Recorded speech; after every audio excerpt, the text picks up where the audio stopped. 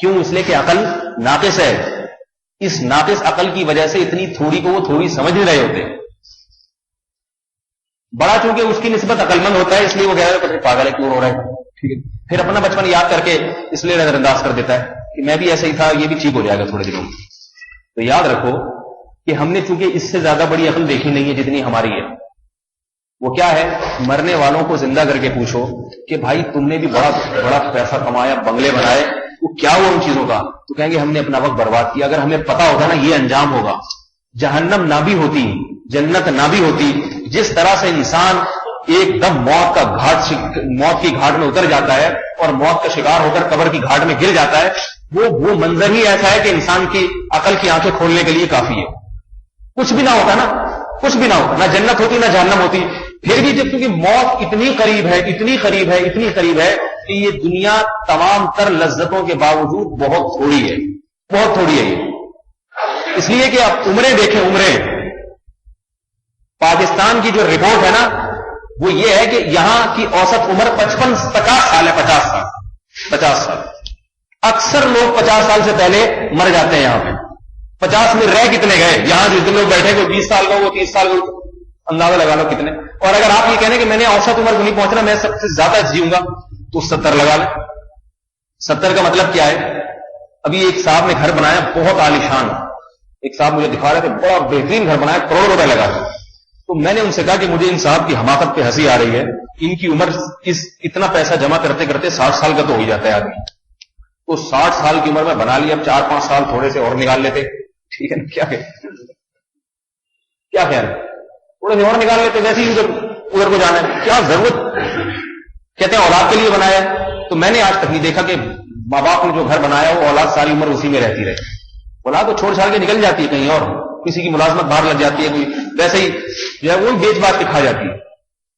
اور حقیقت نہیں ہے کہ اولاد کے لیے بنایا نہیں جاتا، اپنے لیے بنایا جا رہا ہے. کیونکہ اگر اولاد کے لیے بنایا جا رہا ہوتا تو اولاد اس میں اطمینان سے رہتی، لیکن اولاد کو پھر ایک ٹینشن سوار ہوتی ہے کہ اب ہم نے بھی بنانا ہے. تو یہ بنانے میں کہتا ہوں بہت پیسہ ہے تو بنا لے آدمی، نہیں تو کچھ تھوڑے دن کی بات ہے. تو میرے بھائی دنیا جو ہے نا، دنیا حدیث میں آتا ہے، بس یہ حدیث بتا کے بات ختم کرتا ہوں.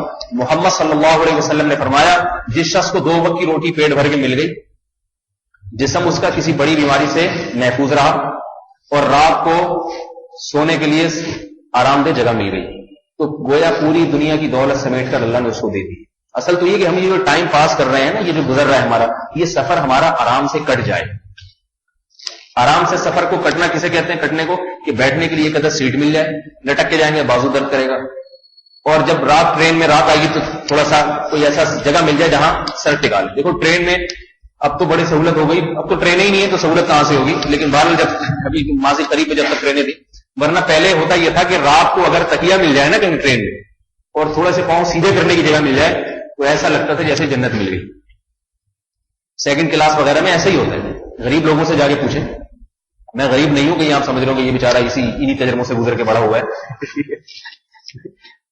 لیکن کسی نے سفر کیا ہو بسوں کے سفر میں، لاہور یا پنڈی کی جو بڑی بڑی بسیں ہیں، تو کیسے رات کو لوگ ادھر کسی کا سر اس سے جا کے ٹکرا رہا ہے، کسی کا سیٹ. اگر کوئی آپ کو اس وقت ڈرائیور یا کنڈکٹر لا کے تھوڑی سی ایک اسٹول دے دے اور کہے کہ آپ اس پہ لیٹ جائیں، آدمی اس کو دل چاہتا ہے گلاب کے پھولوں کا ہار پہنا ہے، تو نے تو میری زندگی بنا دی.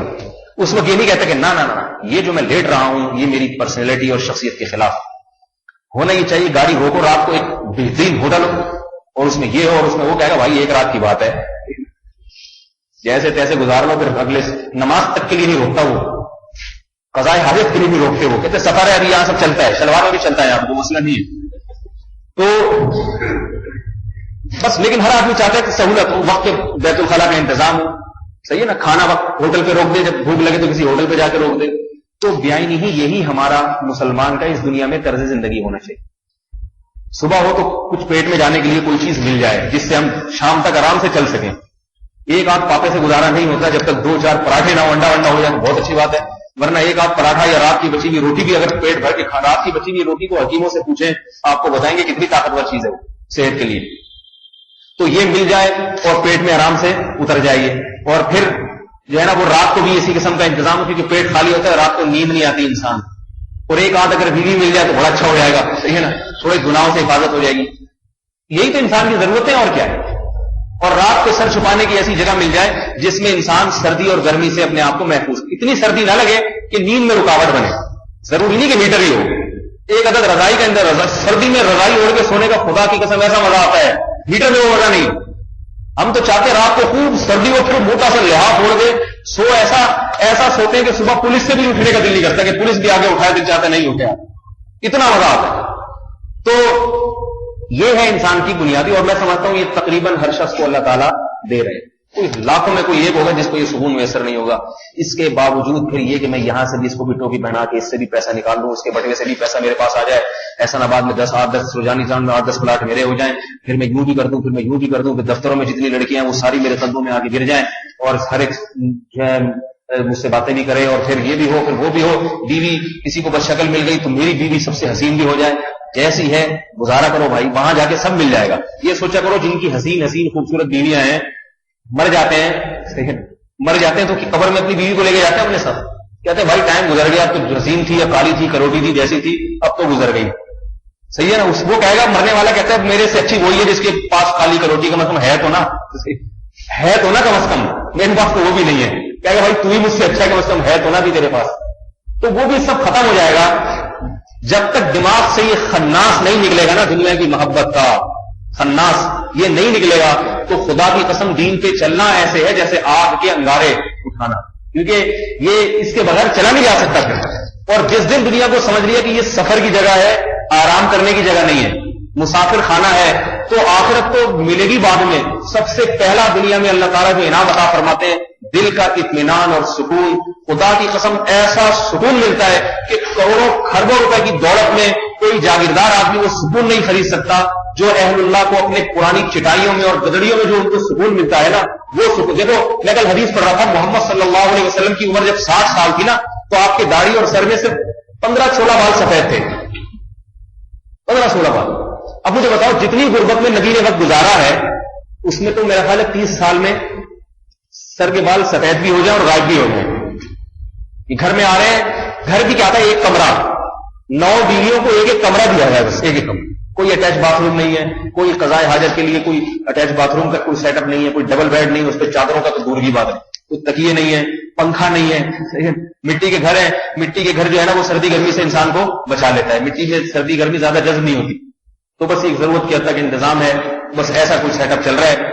और घर आके पूछते अम्मी आयशा से खाने को कुछ है, फरमाती हाँ है तो खा लेते, ये भी नहीं ये क्या पका दिया, ये क्यों पका दिया, ऐसी कोई बात नहीं।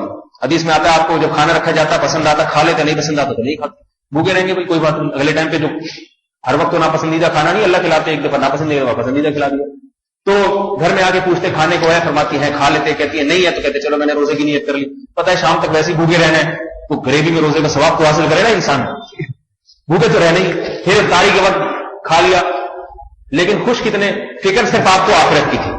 कभी ऐसा नहीं कि आप अलैहिस्सलाम साहब के पास बैठे हो भाई यार कुछ थोड़ा सा हमारे लिए भी कुछ इंतजाम कर दो, कुछ पैसे। बीवियों ने एक दफा कहा, बीवियों ने कहा, नबी की बीवियों ने, कि कुछ जैसे दूसरे खा पी रहे हैं हमारे लिए भी कुछ होना चाहिए, राशन पानी, जैसे खुद चल रहे हैं वैसे हमें भी वैसे ही चला रहे हैं। ठीक है खुद तो चल रहे हैं, हम भी वैसे ही चल रहे हैं, हम भी जब खाना होगा तो खा लेंगे, नहीं होगा तो सब्र करेंगे। ये क्या बात है।